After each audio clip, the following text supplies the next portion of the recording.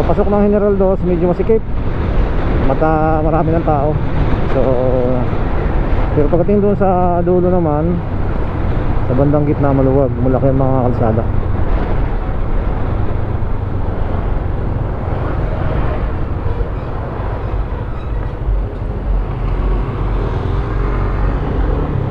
Galing. Dapat sa pedestrian lang kayo tumatawid. Naglag na kayo sa guhit. May guhit, nag-guhit, tatawid sa ulang guhit. Ay naman, talagang Pinoy talaga, oo. Wala sa proper. Nagitan niya yan kasi doon kayo tatawid mismo sa may guhit. Kasi in case na madanggil kayo, may laban. Malayo eh. Kung saan-saan lang natawid eh. Yun ang Pinoy. Pero kung meron din huli sa mga ganyan, medyo magkaroon disiplina ang Pinoy. Wala eh, hayaan na lang.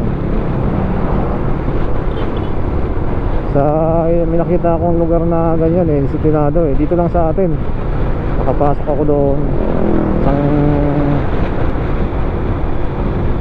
bawal kung saan tumawid. Yung mga sasakyan niya, ano pa,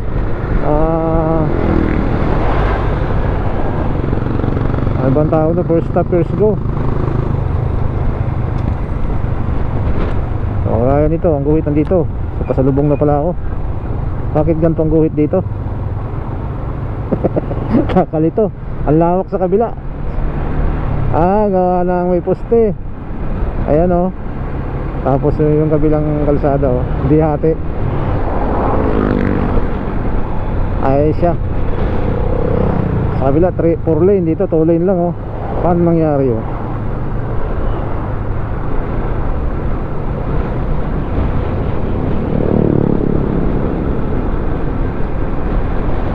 Kung saan talaga ang tawiran, doon tumatawid. Iyon ang maganda. Susunod sa mga tamang rules and regulation.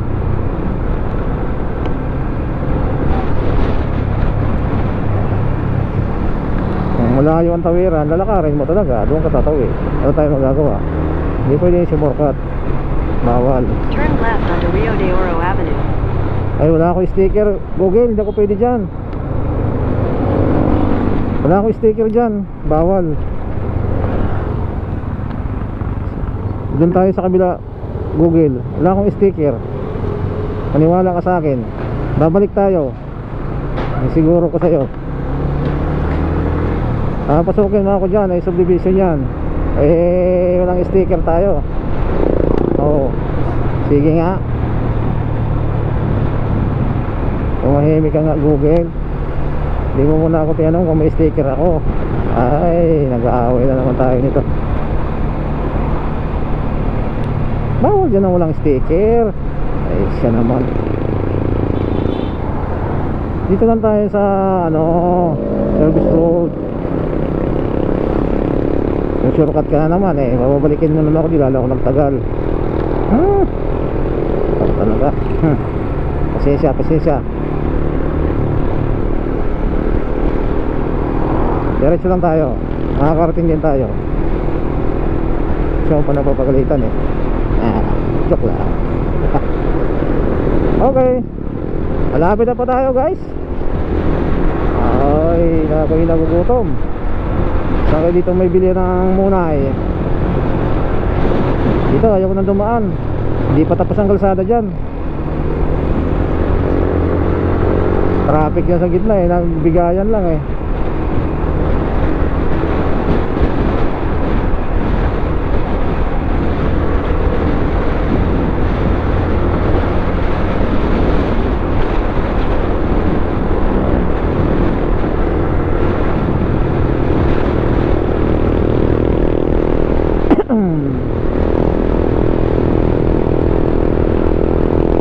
Dito tayo sa Langas.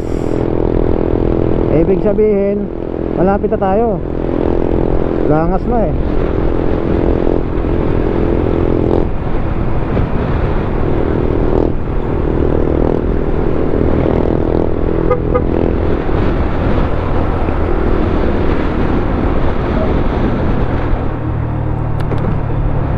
malapit na tayo, langas na.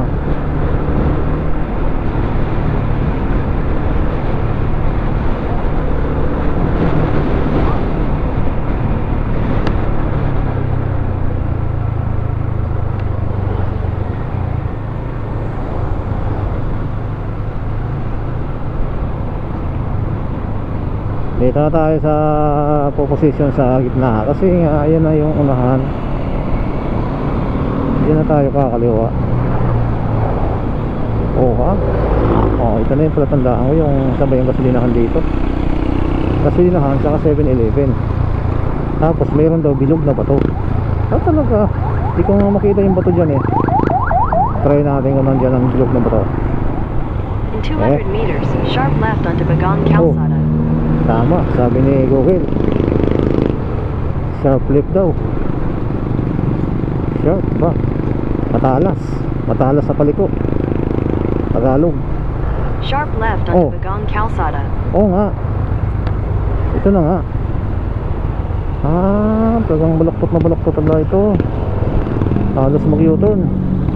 Matulis. Sige na nga. Oh, yan. Ayun na.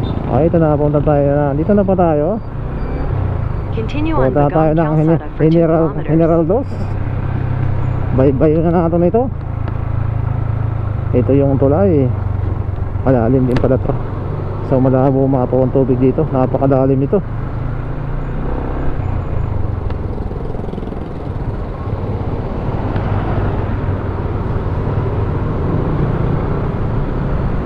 Tingnan natin ito dito.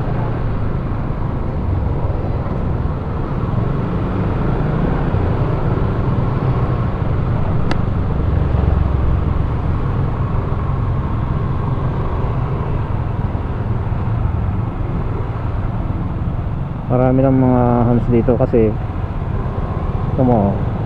presidente dito dikit-dikit na. Napakarami ng tao rin dito.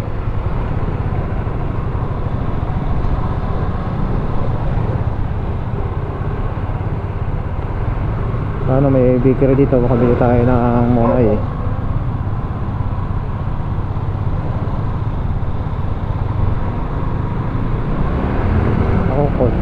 May tricycle. May tricycle. Ay hindi, pajak, e-bike. Kaya pala eh.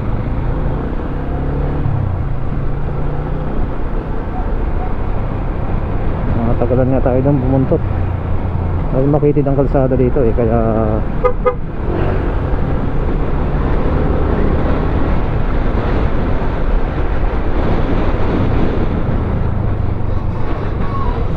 bakery.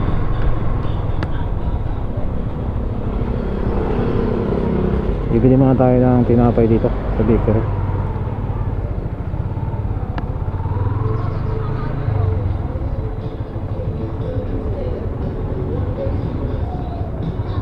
Tayong tinapay.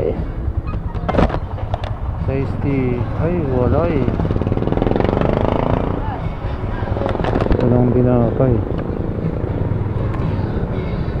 Tayong tinapay.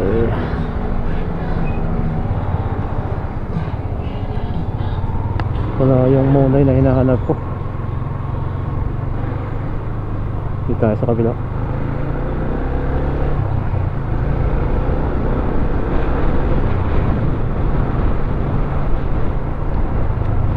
Dito parang di masarap ang tinapay doon.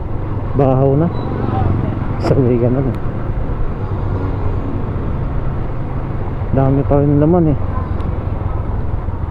Walang munay ang hinahanap ko dito, munay. Hot munay ba? Hot munay.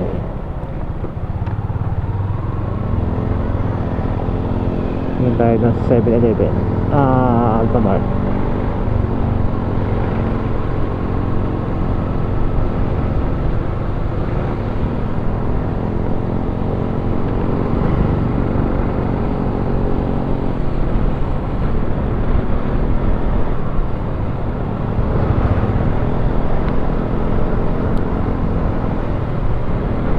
Kaya dito kung ano ba may ito prutas.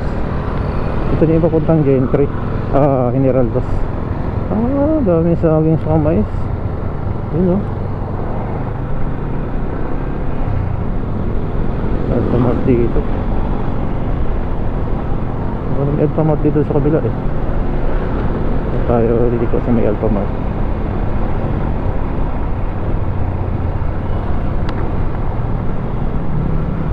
Saka may bakery naman dito.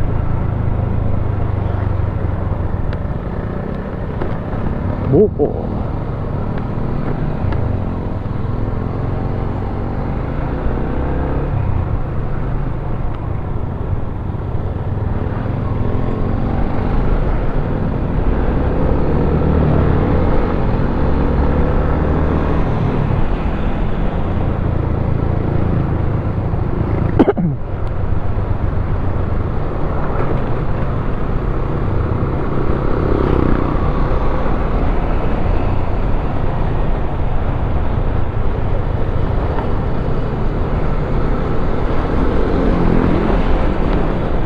Puntang General Dos.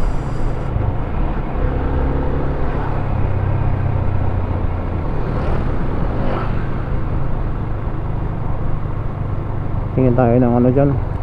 Oh, 3 minutes na lang pala. Sabay malapit na tayo. Malapit na tayo guys. 3 minutes na lang nakalagay dito sa ano, kay Google.